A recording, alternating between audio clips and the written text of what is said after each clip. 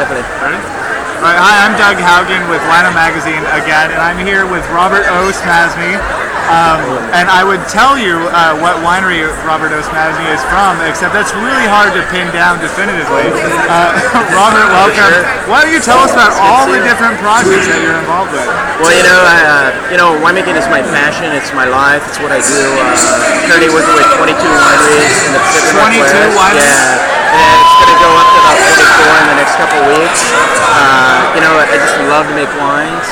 Tonight there's 9 wineries that are pouring my wines here. Dominant is Guard, Upland Vineyards, and Skylight. 3 vineyards that I've really been with for a while, really trying to produce really good wines. And of course, I have my own labels. That's what I like to do. Nice. Yeah. So one of your own labels is Smasne Cellars. Correct, yeah. Right? Yeah. So Smasne Cellars is like my playground of wines. I make a lot of small lots of very interesting wines. Very expressive. It's pretty much my passion, my goal is Smasne Cellars. Just trying to create wines that are consumer friendly, but super high quality. So in working with 22, almost 24 wineries, all these, I'm going to assume that each of these have their own idea of what kinds of wines they're wanting to make. Is there an overlying style of yours that you can see consistently through all those, or are you really trying to cater to? Yeah, I think that's a great question. My style for Washington it goes back to more old school. I'm not a winemaker that believes we need to leave the grapes hang to be raisins. So lower alcohol, more elegance, more refined wines. I think it's a style Washington really needs to be fitting into. But individually, each winery is their own entity.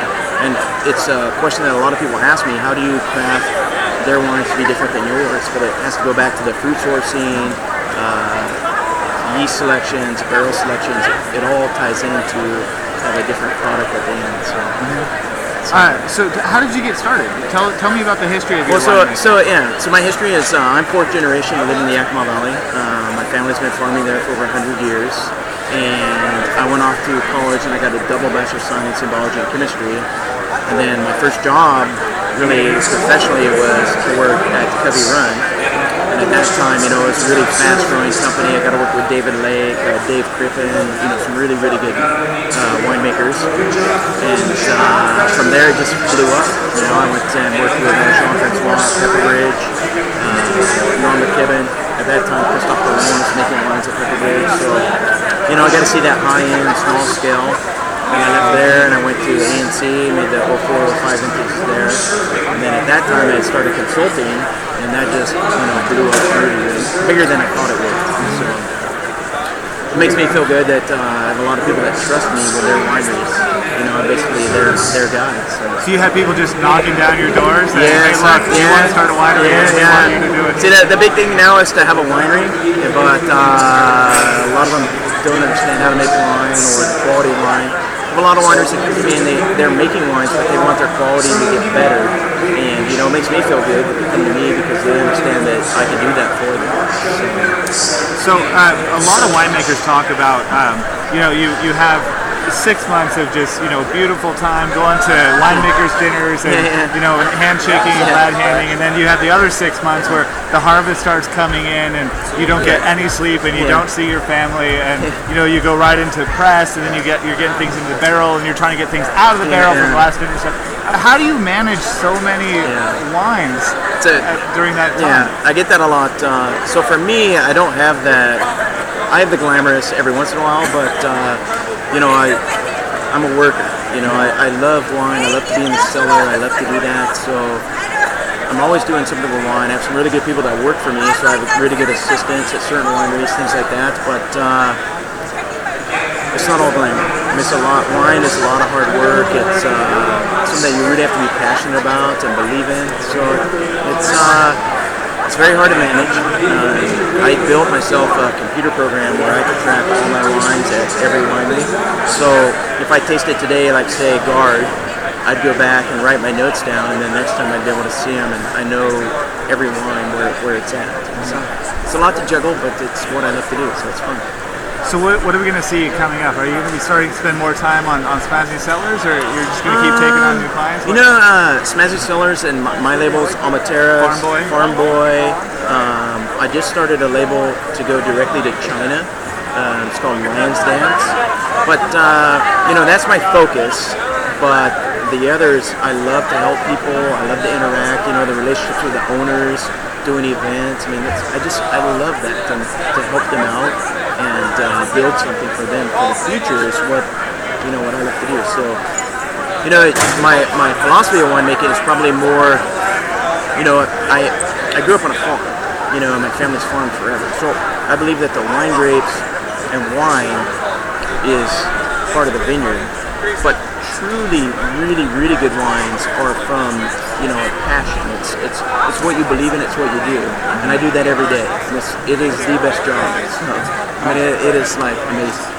So you mentioned a minute ago Almatera, and this is a project that I've been excited about. Yeah, you love that project. I love this project, but I'd like to hear you tell us about it. So Almatera is it's a label under my wine company. So my head wine company is called ROS, you know, so Robert O. Smasne.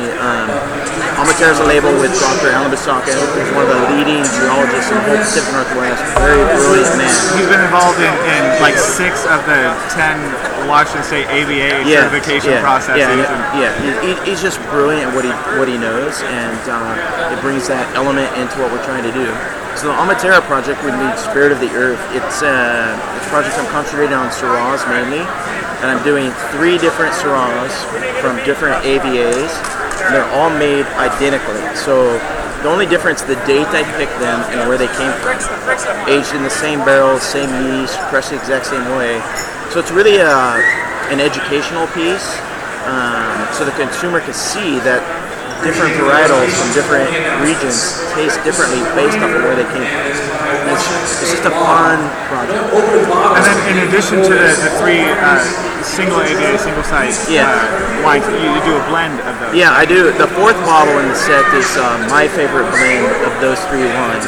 And so what I love about it is if you taste through the 3 vineyards and you get to we taste the blend, the 4th one. If you get to that and you really were into the first 3 wines, you could taste all 3 of them in the final blend. So it's fun. So a lot of winemakers, they'll do a little bit of blending. I mean, you only have to hit 75% of the varietal to call it that varietal. You know, add a little of this, add a little of that.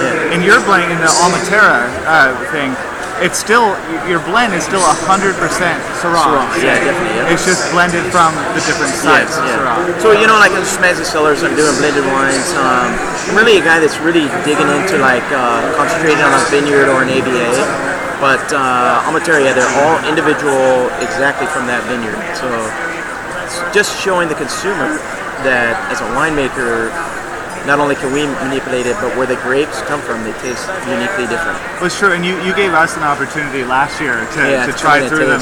It is remarkable how different they are, especially knowing that they're all, the wine making is all done exactly the same with all of them. So you really get the terroir on all of them. When you're doing your blend, how do you decide how much of each to put in a blend? What's the creative process there? So blending that for me it's an art form. I really believe that winemaking is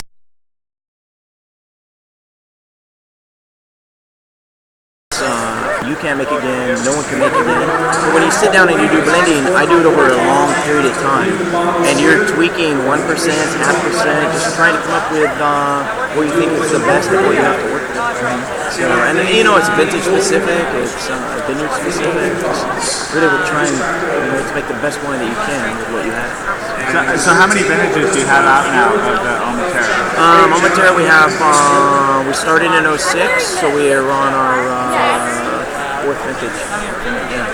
Cool. Well, I can't wait to come out to your tasting room again and give that a try. And now at your tasting room, your tasting room's in the Hoodenville area. Correct, right? Yeah, in the warehouse district.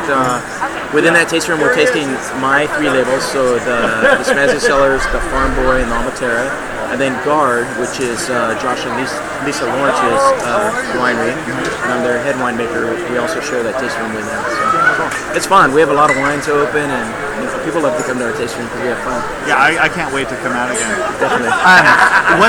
Because this is being broadcast on the internet.